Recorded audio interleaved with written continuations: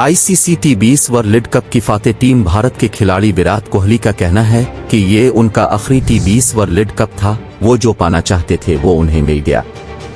एक वक्त ऐसा आता है कि हम सोचते हैं कि शायद हम एक रन भी ना ले पाएं, लेकिन फिर वो होता है जिसका शायद किसी ने सोचा भी ना हो, क्योंकि खुदा अजीम है। उनका मजीद कहना था कि मैं अपने मुल्क के लिए टी20 वर्ल्ड कप की ट्रॉफी उठाना चाहता था, जो मैंने किया। ये एक खुला राज है कि अब हमें आने वाली नस्ल को मौका देना चाहिए कि वो आगे आएं और हमारे मुल्क का नाम रोशन करें।